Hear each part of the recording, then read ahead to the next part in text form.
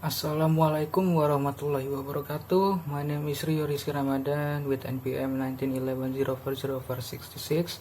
I'm from English Education Department, class 4H.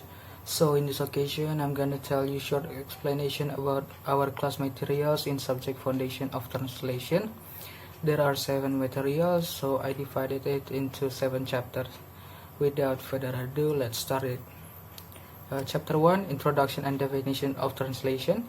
Translation is the process of results or transferring a text from one language into a text in another language. Translation involves the presence of source and target text and transmission between two languages.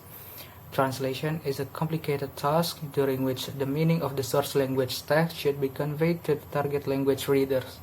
There are many definitions of translation from different people, and I choose 2 definitions from different people. The first is from Foster, 1958. He said that translation is an act through which the content of a text is transferred from the source language into the target language. And the second is from Catford, 1995. He said that translation is the replacement of textual material in one language by equivalent textual material in another language.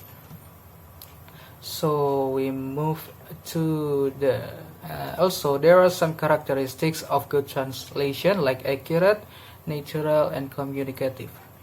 We move to the chapter 2, kinds of translation.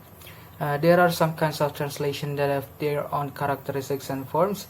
Some kinds of translation are found because of the differences and similarities of the source structures, different kinds of text that are going to be translated, and different purpose of translation. Newmark states that translation methods relate to whole text. Translation procedures are used for sentences and the smaller units of language. Differentiates kinds of translation such as word-for-word translation, free translation, literal translation, dynamic translation, pragmatic translation, aesthetic poetic translation, ethnographic translation, linguistic translation, communicative translation, and semantic translation. We move to the chapter 3. Translation method. So there are 8 methods of translation. They are word-for-word translation, literal translation, faithful translation, semantic translation, adaptation, free translation, idiomatic translation, and communicative translation. We move to the chapter 4, translation technique.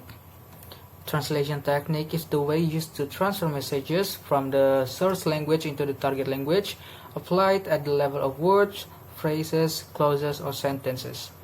There are 5 characteristics of techniques. The first is translation techniques have an effect on translation results. The second, the translation technique compares source language with target language. The third, translation technique affect the smallest text units, for example, words, phrases, and sentences. The fourth, the translation technique is discursive or logical, natural, and contextual. And the fifth, the translation technique is functional.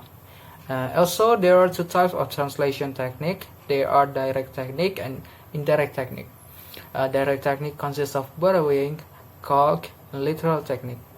Indirect technique consists of transposition technique, modulation technique, compensation technique, adaptation technique, description technique, discursive creation technique, established equivalence, generalization technique, and variation technique. Chapter 5, procedure of translation.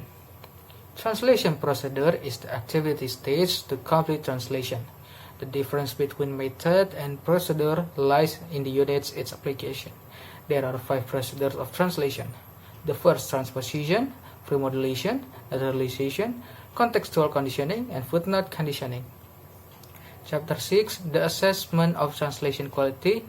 A translation should be able to be understood by the recipient reader or target reader. In certain cases, we often come across a rigid translation text, which is in the form of both grammatical and diction but not natural, even difficult to understand the meaning. The act of translation is not the only transferring the source language to the target language, but must be able to convey the meaning accurately. Explains that translation is the transfer of the source text in the form of words, phrases, or sentences into the target text by emphasizing the equivalence of meaning and style. Based on this definition, it is clear that meaning and style are at the core of translation. Therefore, it is not just a physical transfer or a linguistic form. Through the fact that there is a translation product, which becomes a view that, in fact, a translation result can be measured for quality.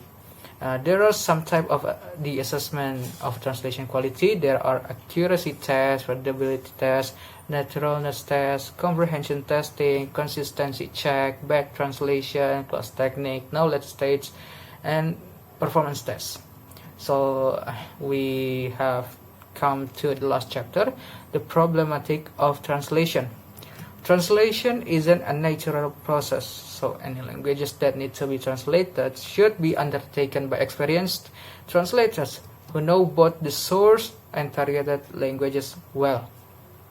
However, there are many translation problems like expression and idioms, compound words, the use of two-word verbs, words with multiple meanings, sarcasm. Sometimes it's difficult to translate, missing names in translation, structure of the language, culture, technical knowledge, and many more.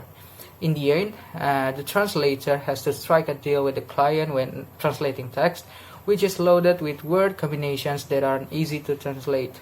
If an idiom used in the source language isn't easy to translate, the client will need to negotiate with the translator to choose an appropriate word or cluster of words best represents the message that he or she wants to put across.